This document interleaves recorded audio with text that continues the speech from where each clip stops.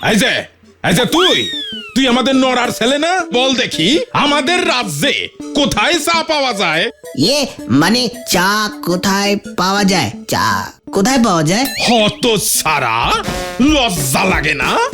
বাবার চায়ের দোকান, অথচ চা কোথায় পাওয়া যায় সেইটা জানো না? কিন্তু প্রথম চা কোথায় তৈরি হয়েছিল সেটা জানি স্যার। তাই বুঝি? বল দেখি তাহলে।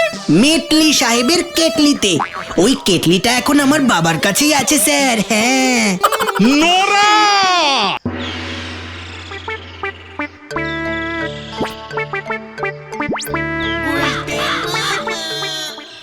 গুলটে মামা, তুমি না আমাদের লিডার? ওঠো, জাগো, প্রতিবাদ করো। ওই হেড স্যার আমাদের আড্ডা মারার অধিকার কেড়ে নিতে চাইছেন। আমার বাবাকে এসে বলে গেছেন এইখানে যেন আমাদের আড্ডা বন্ধ হয়।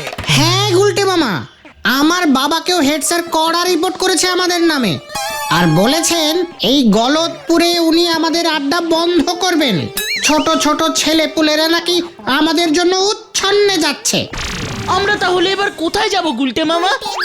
ওই হেড স্যার আমাদের আড্ডা বন্ধ করতে চায়, এত বড় সাহস! বাঙালির এই আড্ডা শিল্পকে চৌপাট করার ষড়যন্ত্র।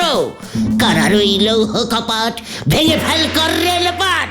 পাঁচু, ঘোতন, ভেন্ডি, হেড স্যারের আড্ডা বন্ধ ষড়যন্ত্রের প্রতিবাদে এই আমি বাঙালির আড্ডা বাঁচাও আন্দোলনের ডাক দিলাম।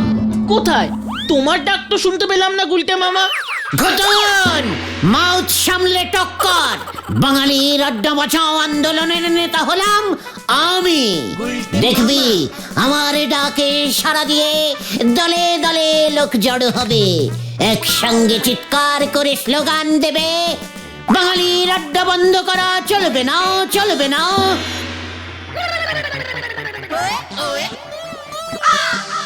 কিরে, তোরা বলবি তো নাকি?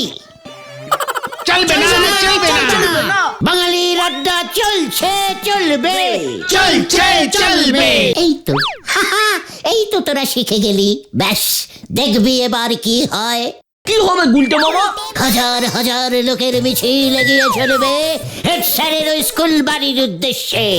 সামনে আমি, গলায় ফুলের মালা, দুপাশে তোরা। উফ, কি দৃশ্য! তারপর যদি বলহরি দারোগা চলে আসে, মিছিলে যোগ দিতে, মিছিল ভঙ্গ করতে, পুলিশ হারে রে রে রে রে রে রে করে লাঠি চার্জ করে। দিকে দিকে তোমার নাম ছড়িয়ে পড়বে গুলটে মামা। উফ, কি দারুণ হবে! পরের দিন খবরের কাগজে তোমার ছবি বেরোবে গুলটে মামা। লেখা থাকবে, বাঙালির আড্ডা বাঁচাও আন্দোলনের নেতা গ্রেপ্তার, গ্রেপ্তার, গ্রেপ্তার। মানে তাই বুঝি? মানে আন্দোলন শুরুতেই এত ছড়িয়ে দিয়ে লাভ নেই, বুঝলি? আসলে ওই হেড স্যার তো একা মানুষ, তার বিরুদ্ধে খামোকা এত মানুষকে জড়ো করা বুদ্ধিমানের কাজ হবে না। Planning change. প্ল্যান চেঞ্জ মানে আন্দোলন, মিছিল এসব হবে না? নো, নো মানে না। আমি মুখ টু মুখ লড়বো। মুখ টু মানে তুমি হেড স্যারের সঙ্গে ফেস টু ফেস লড়বে? কিভাবে? ওরে গলদপুরের বলদ ছেলের দল, হেড স্যার আমাদের আড্ডা বন্ধ করতে চাইছে, আমরাও এবার হেড স্যারের আড্ডা বন্ধ করব। কিভাবে গুলটে মামা? হেড স্যারের একমাত্রম আড্ডাস্থলম কোথায়? হেড স্যারের আড্ডাস্থল নড়ার চায়ের দোকান। ওহে ভাইটুগণ, কাছে আয়, শোন মাই প্ল্যানিং।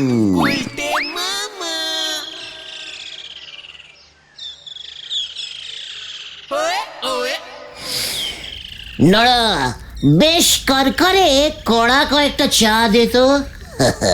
ওই এলো, চা তো আজ হবে নে। চা হবে না মানে? ওই হেড স্যার নটু বাবুর কড়া হুকুম, এমনকি আমার দোকানে বসি আড্ডাও মারতে দেওয়া যাবে নে। কেন কেন কেন? কারণ যে দোকানে হেড স্যারের মতো মানিগণ্যি লোক চা পান করেন, সেখানে তোমাদের গুলটে মামার মতন এমন নন্দ ভণ্ড নোকের জায়গা হতে পারে নে। আর যদি আমরা হেড স্যারের কথা না মানি? তালি ওই দারোগা বল হরিবাবুরে দে, দোকান শুদ্ধ আমার জেলে পুজবে বলে দেছে। কি? মানে ছি ছি ছি ছি ছি, নারা, তুই শেষ পর্যন্ত ওই ফুটো দারোগা বল হরিবাবুকে ভয় খেলি? কি তুমি দারোগা বাবুরে ফুটো বললে? তালি পরে তো তোমার চা তো আর দেবই নি। দারোগা বাবু যদি শোনে তুমি আমার দোকানে বসে তেনারে ফুটো দারোগা বলেছো, তালি পরে আমার সঙ্গে তোমারেও কিন্তু ওই গারদে ঢুকই দেবে, এই তোমারে আমি বলে দিলুম। মানে বুঝলি পাঁচু, চল আজ আজ যাই, পরে আসবো। গুলটে মামা, তাহলে আমাদের প্ল্যানটা? মানে রাইট, কিন্তু ঘটনটা এখনো আসছে না কেন? কি এমন ফুসফুস করতেছ গো তোমরা? একে তো বিক্রি বার্তা কিছুটি নি, তার উপর তোমরা এসে ঝামেলি করতেছ। নো ঝামেলা নরা, আমি স্বয়ং এই গুলটে চরণ গুহ থাকতে তোর কোনো চিন্তা নেই রে। চিন্তা নেই? চা খেয়ে তো জীবনে পয়সা করি দেওয়ার নাম করনি। এখনো পর্যন্ত 371 কাপ চায়ের দাম বাকি পড়ে আছে, চিনতে হবে নি আবার। টাকার বদলে আমি আজকে তোকে একটা অদ্ভুত জিনিস দেব রে নরা। কি অদ্ভুত জিনিস দেবে শুনি? বাঁশ? ওরে বাস না রে নরা, এই যে গুলটে মামা এনেছি। তো দে ঘটন, নরাকে আজ একটু নাড়িয়ে দি। এই নে নরা, আমি তোকে আমার অতি প্রিয় কেটলিটা চিরদিনের মতো দিয়ে দিলাম। আরে কি মুশকিল তোমার কেটলি নে, আমি কি করব শুনি? আমার নিজেরই কত কেটলি আছে। ওরে নরা, তুই তোর কেটলি সরা, আজ থেকে তুই এই কেটলিতে চা কর, তোর ভাগ্য খুলে যাবে রে। কেন? ওটা কি ভাগ্যবতী কেটলি? আরে দূর, না রে নরা না, এটা হলো মেটলি সাহেবের কেটলি। কেটলি সাহেবের মেটলি? এই কি বললে? মেটলি সাহেব সে আবার কে? দেখ দেখ দেখ পাঁচু, দেখ, নরা মেটলি সাহেবকেই চেনে না।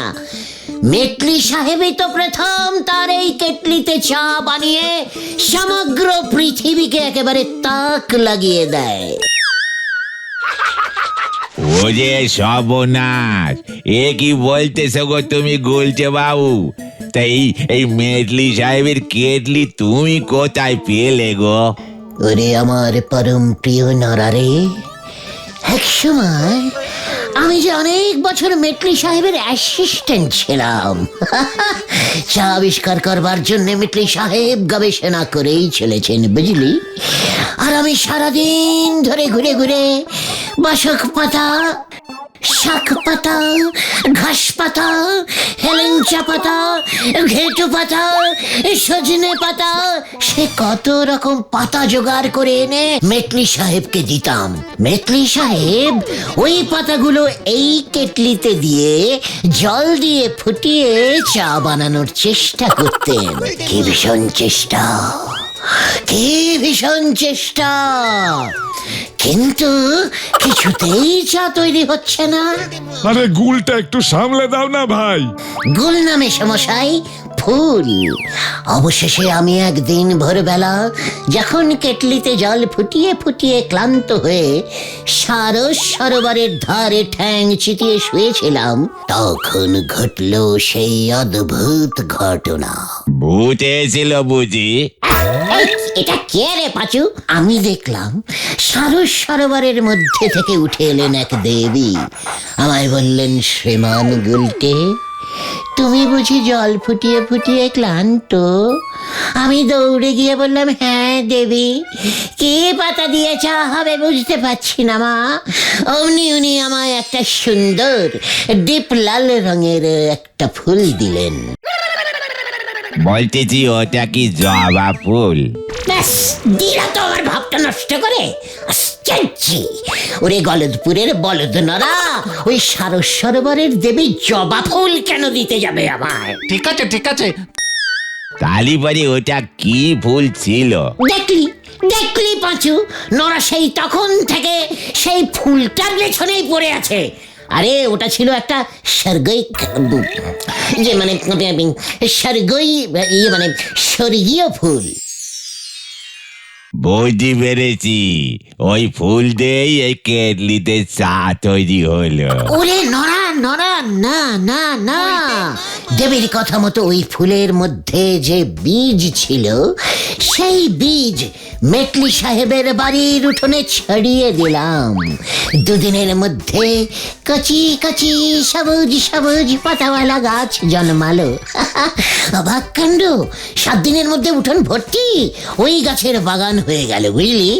তারপর ওই গাছের পাতা দিয়ে ওই ওই কেটলিতে ফেলে দুধ জল চিনি দিয়ে ভালো করে ফুটিয়ে কাপে ঢালতেই কি সুন্দর গন্ধ বেরোলো, তৈরি হয়ে গেল চা। আর বসতে পারছি না রে, আমি এখন যাই, পরে এসে পয়সা দেবো।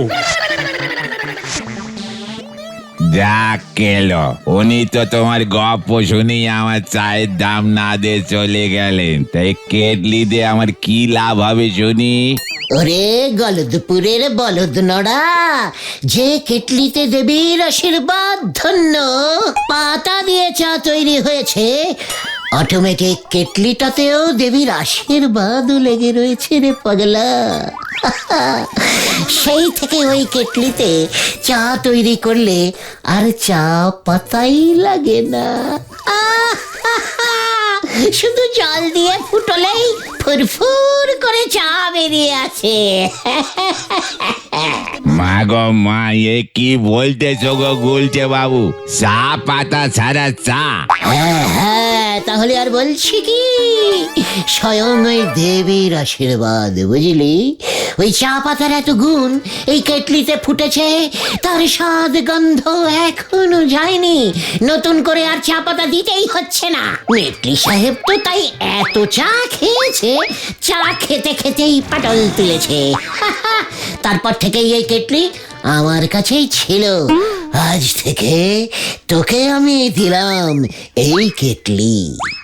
বলতেছো কি এই কেটলি আমার? আলবাত ইয়েস। তার মানে এখন থেকে চা পাতা ছাড়াই চা হবে। আমার তো খরচা কমে গেল গো। তোর হাতে এই কেটলির প্রথম চা হেড স্যারকেই খাওয়াস নরা। এটাই মেটলি সাহেবের শেষ ইচ্ছা ছিল রে, মনে থাকে যেন। চল রে পাঁচু, ঘোতন, ভেন্ডি, বিকেলে এসে রিপোর্টটা নিয়ে যাব।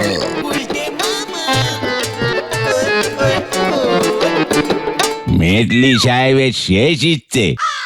এই খেয়েছে মেটলি সাহেব আমাদের হেড স্যার নটু বাবুরে চিনল কেমন করে?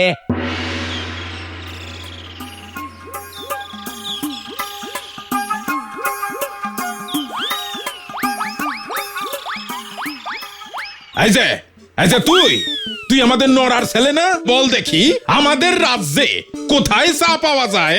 ইয়ে মানে চা কোথায় পাওয়া যায়? চা কোথায় পাওয়া যায়? হত সারা, লজ্জা লাগে না? বাবার চায়ের দোকান, অথচ চা কোথায় পাওয়া যায় সেইটা জানো না? কিন্তু প্রথম চা কোথায় তৈরি হয়েছিল সেটা জানি স্যার।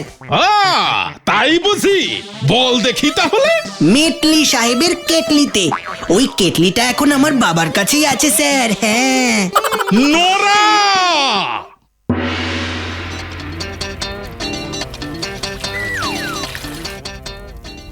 মাথাটা ঠান্ডা করে একটু বসেন দেখি স্যার। এত মাথা গরম করলি কি চলে? জলটারি আগে গরম হতে দেন। কি? মেটলি সাহেবের কেটলি? আর এই কেটলি দিয়েছে তোরে ওই গুলটে? ওই গুলটের ফাঁদে তুই পড়েছিস নড়া, এই তোকে আমি বলে দিলাম। আরে বাবু, আগে এই মেটলি সাহেবের কেটলিটার উদ্বোধনটা করতে দিন না। তাহলেই পরে সব বুঝতে পারবেন।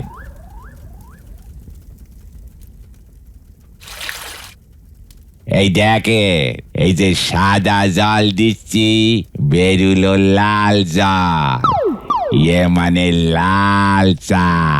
আচ্ছা, এতদিন ধরে তুই চা বানাচ্ছিস, চা কি কখনো উরম লাল হয় রে হতচ্ছাড়া?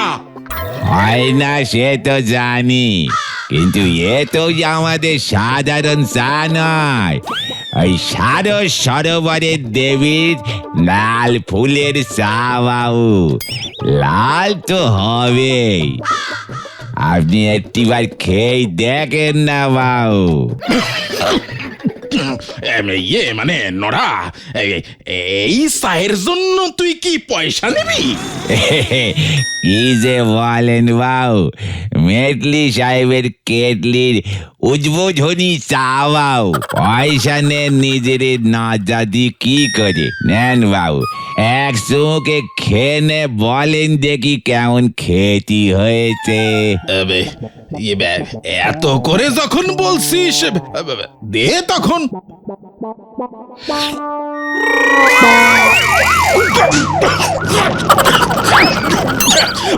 ওরে নড়া রে, ওরে নড়া, জল দে, জল জল জল। কি ঝাল, কি ঝাল, কি ঝাল, ওরে বাবারে, ওরে বাবারে। গুলটেরা ছাড়বো না আমি। এই আমি পুকুরে নামবো। পুকুর কোথায়, পুকুর কোথায়? আমি পুকুরে নামবো। যা কেটলি দে ঝাল চা বেরুলো।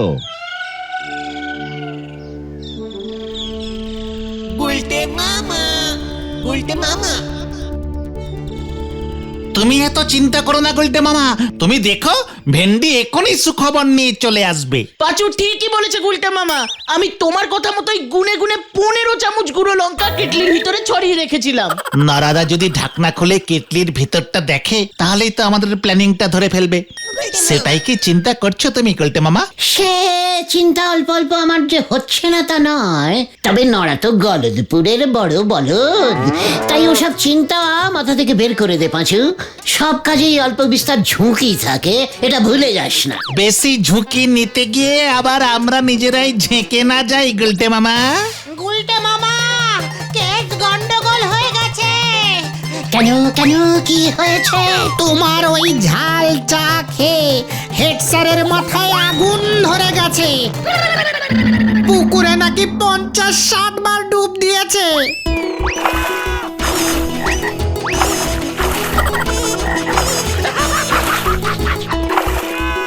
তারপর সোজা থানায় দারোগা বলহরি বাবুর কাছে তোমার নামে নাকি বেশ কড়া করে রিপোর্ট করেছে। দারোগা বাবু তোমাকে ধরতে আসবে। কি সব তোকে কে বললো? বাবা থানায় গিয়েছিল, তখন শুনেছি। এবার কি হবে? ঘটনা, তোকে এতখানি লঙ্কা গুঁড়ো কে দিতে বলেছিল? আমি তো তোর আমি কিন্তু তোর নাম বলে দেব। তুমি এত ভয় খেও না গুলটে মামা, দারোগা বলহরি বাবু আজকে চুরির খবর পেলে আগামীকাল চোর ধরতে বের হয়, তাই চিন্তা নেই। তোমাকে ধরতে আসতে ওর এখনো ঢের দেরি, তার মধ্যে তুমি একটা প্ল্যান বের করে ফেলো। এসব কি বলছিস পাঁচু? আমাকে ধরতে আসবে মানে? লিডারের বিপদে তোর এমন ন্যাজ গুটিয়ে ভাগার কথা বলছিস কেন রে ভাইটুগন? শোনো গুলটে মামা, সন্ধে নেমে আসছে, তুমি বরং আজ রাতটা সোজা আমাদের স্কুলের দারোয়ান রামচরণদার ঘরে গিয়ে লুকিয়ে থাকো, ও তোমাকে খুব ভালোবাসে।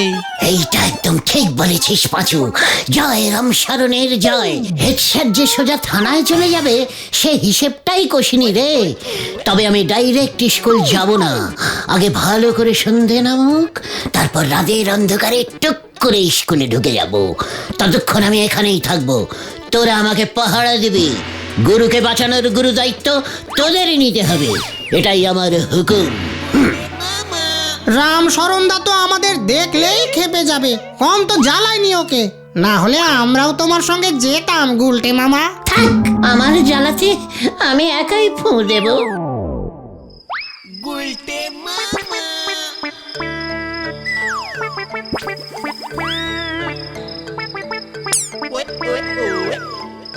একই ওই ঘরে আলো জ্বলছে কেন?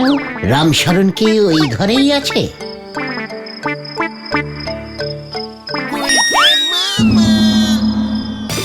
কি কি দেখছি আমি? ওরে বাবা, হ্যাঁ? আমি 5 গুনবো, তার মধ্যে লকারের চাবি চাই, নয়তো গুলি মেরে মাথার খুলি উড়িয়ে দেবো। 1 দিস ইজ মক্ষম সুযোগ। হেড স্যার ইন বিপদ, ওকে বাঁচাবো আমি, তাহলেই আমি বাঁচবো। 3 4 5 স্যার আমি এসে গিয়া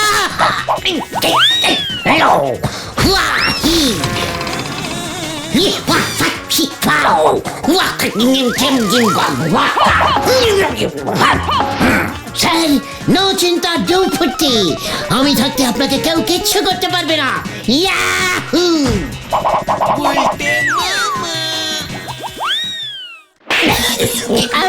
উরি বাবা,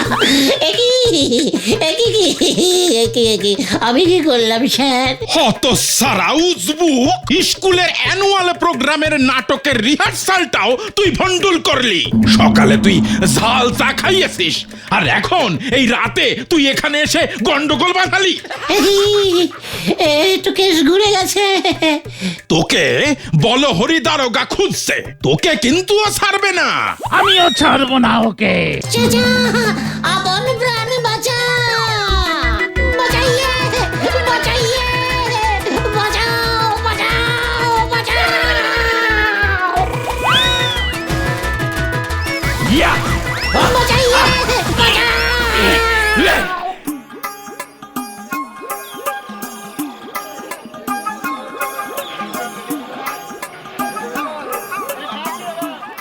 গুলটে মামা, এই দেখো তোমার মেটলি সাহেবের কেটলি নারাদা ফেরত দিয়ে দিয়েছে। কিন্তু হেড স্যারের ঝাল তো এখনো কমেনি রে ভাইটু। না গো, কমেছে। শুনলাম বলহরি দারোগাকে তোমার নামে যে নালিশ করেছিলেন, হেড স্যার সেই নালিশ ফিরিয়ে নিয়েছেন। এমনিতেই ওই লোকটার কাছে তুমি যা ধোলানি খেয়েছো, সেটাই নাকি যথেষ্ট। মাউথ সামলে টক করে পাঁচু। আমি ধোলানি খেয়েছি মানেটা কি? আমি তো ইচ্ছে করেই ধোলানি ইয়ে খেয়েছি। ভুলে যাস না, লোকটা আমার পেছনে অনেকটা দৌড়েছিল, তার উপরে হেড স্যারের লোক। আমি যদি উল্টে লোকটাকে ধোলানি পেটাতাম, আমাদের হেড স্যারের অপমান হতো না? যতই হোক, নটুবাবু তো আমাদের সকলেরই একদিন হেড স্যার ছিল রে, তার তো একটা সম্মান আছে নাকি? তাই তো আমি ও বাবা গো। জয় গুলটে মামার জয়। ওরে, এটা হলো গুলটের প্যাঁচ, এক ম্যাচেতেই সবাই হয় ঘ্যাচ।